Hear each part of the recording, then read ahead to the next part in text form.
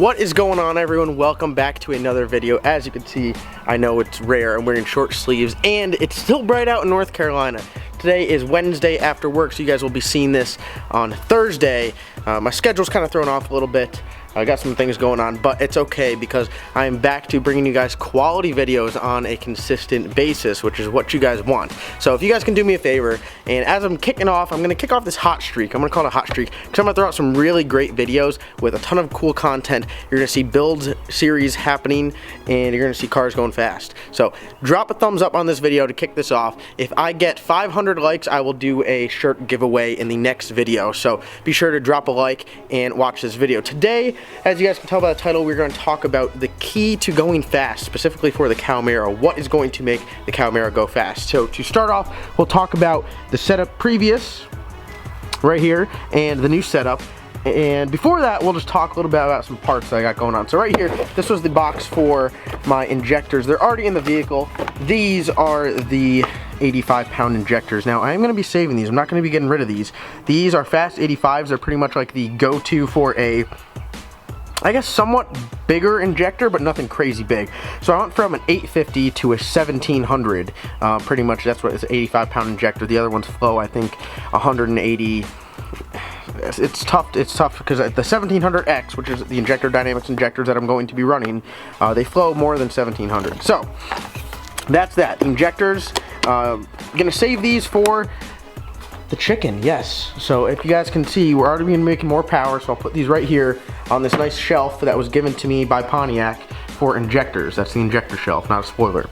So we come over here, and then what is this? Yes, I know it's been a while since the truck has received any love, so I do have some new headlights and fog lights, some nice LED. These things are badass. Not only are they like the shit, but they have fans in them to keep them cool. So my buddy Philip, who is like the diesel guru around here, him and Martin, both, they are, I direct all of my diesel questions to them.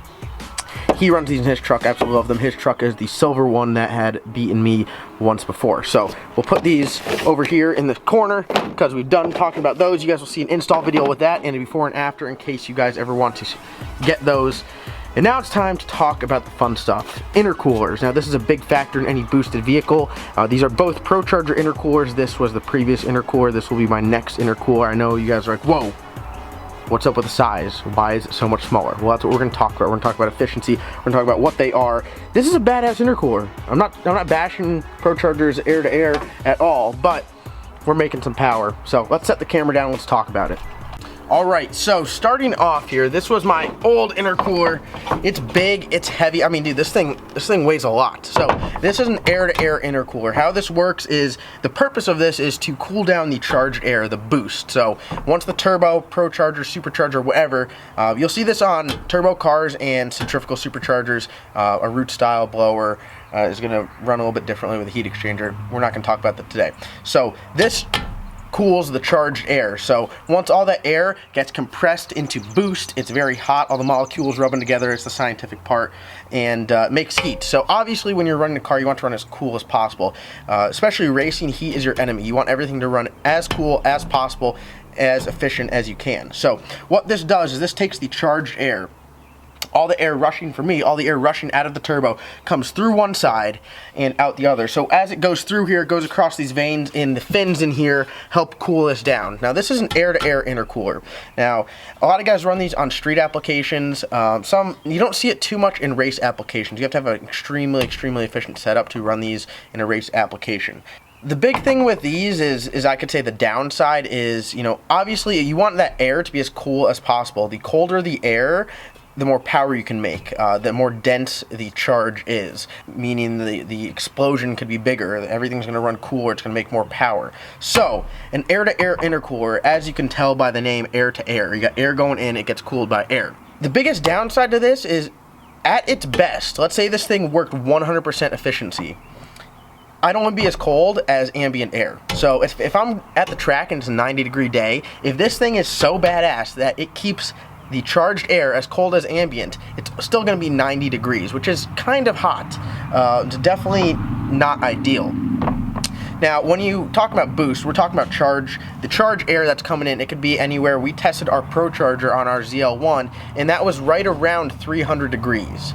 And going into the motor is at about 100. So it does work. You know, this does help cool. If you didn't have that, you wouldn't even be able to run it at all. So as you guys can see, this thing is pretty thick. It's pretty big. It's heavy.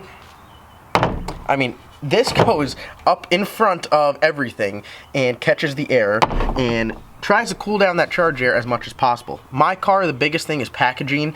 I got a big bumper, so pretty much only half of it would receive airflow. The other half would still do its job, but not as efficiently. The issues we were running into was intake air temps down track were increasing. So pretty much what it does is as I'm making more boost and I'm making more heat, this can't keep up. It can't keep up with that charged air, and it can't keep everything as cool as it needs to be. Now there's other factors into that.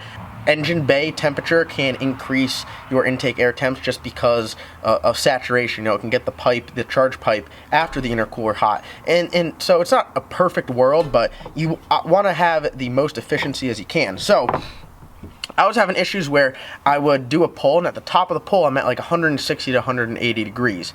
Chris has my car set up that after about 120 degrees, which is already really, really hot, you're already down on power because it's not that cool, the charge isn't really dense. After 120 degrees, it starts pulling timing, and that's a safety feature so you don't blow the motor up. So as it pulls timing, it's even more down on power. So when I race Nick, where I put the gap on him, roll the clip.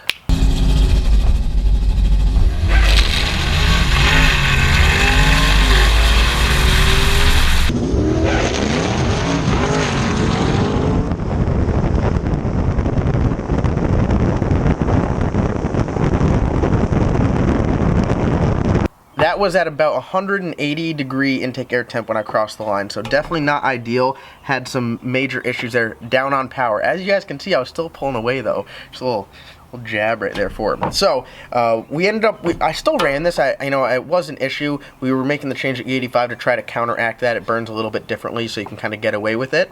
We're gonna see if that was gonna help the cooling and kind of give me a little bit more room to play with. But we ended up putting this on the dyno at the dyno day, and as you guys all know, we blew up the intercooler. So as you guys can see right here, I'll stick it in front of the camera right there. Yes, blew the weld right apart, and that's the end of this. Now you can weld this up and let it ride, but we knew this thing wasn't super efficient, so we're like, well, it's time to make a change.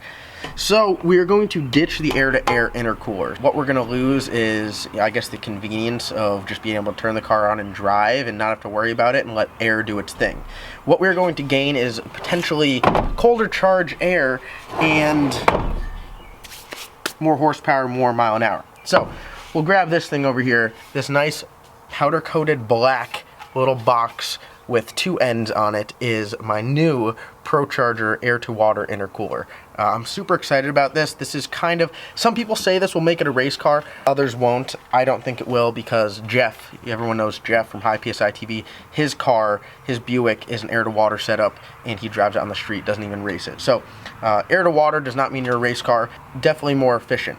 What this is actually an air-to-water setup for a ZL1 Camaro, so for a 6th gen ZL1. Ryan at RPM Motorsports, the boss man there, he actually is going to run one on his car, so we ordered two of everything. So what we do is we get one of these, which is the air-to-water intercooler, and then we get a big ice tank, which I don't have with me. We run the ice tank in the trunk, and that pumps ice-cold water through the intercooler. So right from the start, the benefit is the air-to-air, best it can do is ambient. Now this is going to have ice cold water running through it. It might be 90 degrees out, but this is running 30 degree cold water through it, maybe even colder, I don't know. So the potential to stay cooler is better, and I don't have to worry about what the outside temperature is because this is always, it's going to do its thing. It's going to use the ice cold water. Now the other thing you'll notice on this intercooler is how it's set up. Now I run a single turbo setup, so I have an inlet. I have an inlet on this side and an outlet on this side. Now this is where it blew, all the charged air was rushing through here. Right against here is where it just kind of bowed out, blew the weld, massive boost leak, down on power. What this meant is in the vehicle, if you guys saw the other video when I was taking it apart, I'll throw a tag up here so you guys can check that out. The way that it runs is going to have the charged air go down, around, loop up through here, and then out this side. So Definitely not ideal. You had to run some piping through and up. Now, I know some of you guys said, man, that looks terrible. Why would you run it like that? Well, dude, obviously it worked. I mean, the car's been crazy fast for what it is. Made a ton of power, so settle down. Boost can solve a lot of issues. So yeah, packaging wise, this thing's big, it's heavy, and you know, being a single turbo setup, I wasn't able to run my charge pipe out the other side, so we had to loop it back down underneath, and the inlet and the outlet essentially had to come out the same side. So I know what you guys are saying, well, that's pretty dumb, but that's kind of how you have to do it. A lot of times you got to just make it work. So now with this, it's already set up to come in one side. So pretty much what it is it's actually a very similar look to this core, the same intercooler. I don't know if you guys can see inside there at all. Maybe just a little bit. You could see the grates. They're very similar. So essentially it's a smaller intercooler just like that, and instead of cooling with the air, it cools with the water.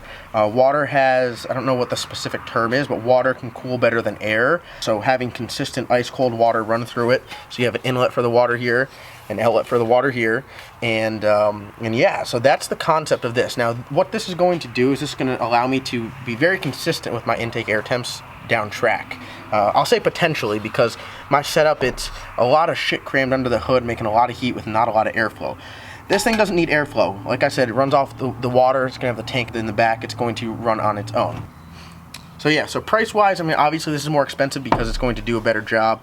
This is ProCharger's second run at the intercoolers. They had one run where they had some issues where the welds were blowing. They went back, redesigned it, and as you can see, you can run a lot smaller of an intercooler more efficiently. They say that this intercooler is good for 1400 crank horsepower, and this was about 1000 crank horsepower. If I was making 1000 to the wheels, this would definitely be much higher.